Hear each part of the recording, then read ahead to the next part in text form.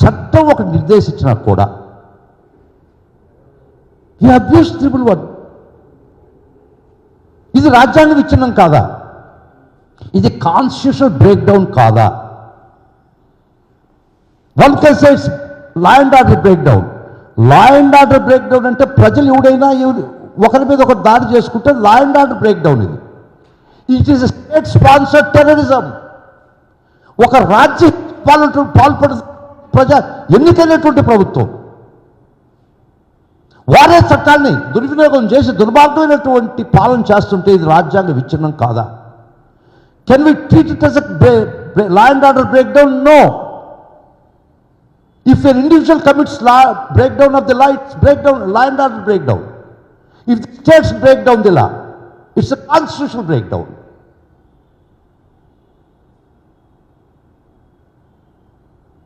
ఈ విధమైనటువంటి పరిస్థితుల్లో కొన్ని వీడియోలు మీకు చూపించాల్సి వస్తుంది. అధికారంలో ఉన్నట్టు ఒక వ్యక్తి ఒక మాజీ ఎమ్మెల్యేని ఈ తాడిపత్రిలో అడుగు పెడితే చంపేస్తా అని పబ్లిక్గా I can play it all these things before you. ప్రజలారా చూడండి, మీరు కూడా చూసుంటారు ఆ స్టేట్మెంట్. తన కాన్స్టిట్యుయెన్సీకి తను పోదలుచుకుంటే పోలీస్ అడ్డుకిచ్చేది నాకు అర్థం కాలేదు. తన ఒక ఎమ్మెల్యే స్థాయి వ్యక్తికే ఈ విధమైనటువంటి ఆటంకాలు చేస్తే సామాన్యుడి పరిస్థితి ఏంది ఈ రాష్ట్రంలో? మీరు ఒక స్లోగన్ చెప్పేవాళ్ళు, Andhra is in safe hands అంటే. దీన్ని Andhra in the safe hands అని పెట్టామా? Just give me pause few seconds, I will show. ఒక నిర్భయంగా నిస్సిగ్గుగా అడుగు పెడితే తాడిపత్రిలో చంపేస్తామన్నటువంటి పరిస్థితుల్లో మాట్లాడుతుంటే ఏం చేయాలో ఆలోచించండి. ఇది ప్రజల్లో ట్రస్ట్ డిఫిషియన్సీ కింద రాదా? వ్యవస్థల మీద నమ్మకం పోవా? మన డెమోక్రసీ మనకి ఇచ్చిన విలువలతో ఇంకా ప్రజలు ఆ పరిస్థితి రాలే. చాలా ధన్యవాదాలు. ఆంధ్ర రాష్ట్ర ప్రజలు చాలా ఓర్పుతో ఉన్నారు, చాలా గొప్పవారు.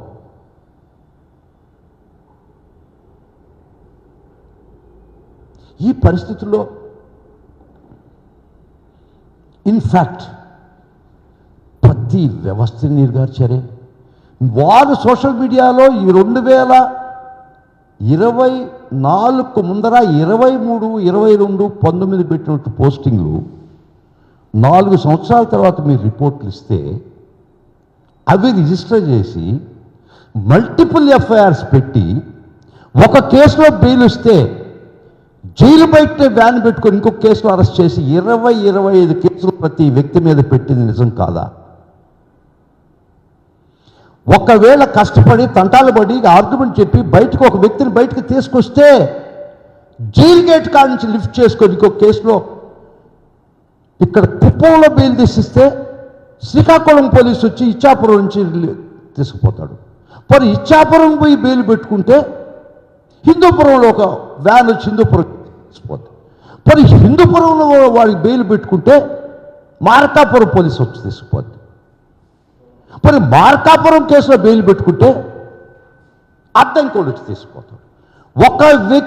ప్రతి ఒక్క వ్యక్తిని ఇది ఎక్కడైనా చూసావా లీగల్గా? మీరు అడగొచ్చు, నువ్వు న్యాయవాది కదా ఏం చేస్తున్నావు అని. చేస్తున్నావు, పోరాడుతున్నావు. It's a fight between mighty state and the meek individual. A fight between the mighty state and a meek individual. It is nothing but a state-sponsored terrorism. రాజ్య హింస. ఇది సమూహంగా ఒక ప్రజలందరూ కలిసి వాళ్ళ గొంతు వినిపించకపోతే ఏ ఒక్కరి గొంతు వినబడనివ్వరు. మీడియాలో రాదు, ఎవరి బాధ కనపడదు, ఎవరి మాట వినపడదు, విననివ్వరు. అదృష్టంగా సోషల్ మీడియా వచ్చింది. అట్లీస్ట్ సమ్ ప్లాట్ఫామ్స్, అట్లీస్ట్ ప్రజల గొంతుక ఈ రాష్ట్రంలో జరుగుతుంటే అన్యాయం అక్రమాలు అట్లీస్ట్ కొంతవరకైనా ప్రజల దృష్టికి తీసుకుపోయింది. Hats off to the social media. వారు కూడా లేకుండా ఉంటే వార్ వన్ సైడేనా? మీరు చెప్పిందే వేదమా? మీరు చూపించిన చట్టమా? మీరు చెప్పే నీతులా?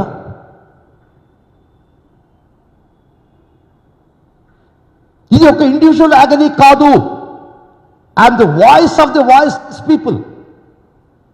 కోట్లాది మంది గొంతు లేనటువంటి, గొంతుకు వినిపించలేనటువంటి ప్రజల తరఫున మాట్లాడుతున్నా. It is not only my voice, it is the voice of the voiceless people. కొన్ని కోట్ల మంది వీళ్ళ కర్కశమైనటువంటి అధికారం బోట్ల కింద నలిగిపోతున్నటువంటి పరిస్థితి ఈరోజు. ప్రజలారా గమనించండి. అధికారం ఇచ్చిన మీకు పగ ప్రతీకారాల కోసమా? ప్రజల మేలు కోసమా? పాలిస్తున్నారా మీరు?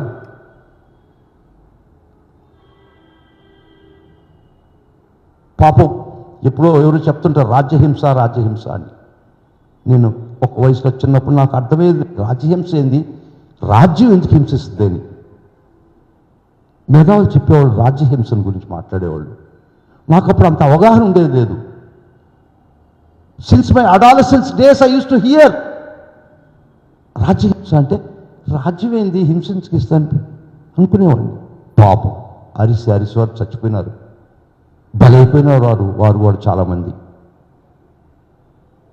రాజ్యహింస ఏంటంటే ప్రత్యక్షంగా ఈరోజు ప్రజల మీద చూస్తున్న నేను కళ్ళారా న్యాయ వ్యవస్థలో ఉంటాను కాబట్టి, వాళ్ళ తరఫున పోరాడుతున్నాను కాబట్టి, వాళ్ళ తరఫున ఆరాటపడుతున్నాను కాబట్టి, వాళ్ళ కష్టాలు ప్రత్యక్షంగా చూస్తున్నాను కాబట్టి, the intensity of the word రాజ్యహింస నాకు అర్థమవుతుంది, ప్రజలకు అర్థమవుతుంది. Literally it's nothing but constitutional breakdown. It's not law and order problem. Law and order breakdown కాదు, ఇది కాన్స్టిట్యూషనల్ బ్రేక్డౌన్. పోరాడతాం, దీని గురించి కూడా పోరాడతాం. శ్రీశ్రీ చెప్పినట్టు పోరాడితే పోయేది లేదు, దాస్యం తప్పక. అందరికీ తెలిసి గౌరవ శ్రీశ్రీ వారు చెప్పినటువంటిది, పోరాడితే పోయేది లేదు, దాస్యం తప్పక అని. ఇక్కడ పోరాడితే పోయేది లేదు, బాధలు తప్పక. ఒక దుర్మార్గమైనటువంటి కర్కశమైనటువంటి వ్యవస్థలో dark days of Andhra Pradesh. It is not only my voice. గొంతుకు వినిపించలేనటువంటి ప్రజానీకం సమూహంగా వారి తరఫున మాట్లాడుతున్నా, వారి కొరకు మాట్లాడుతున్నా, వారి కష్టాలు ప్రత్యక్షంగా చూసి మాట్లాడుతున్నా, ఆవేదనతో మాట్లాడుతున్నా, వేదనతో మాట్లాడుతున్నా.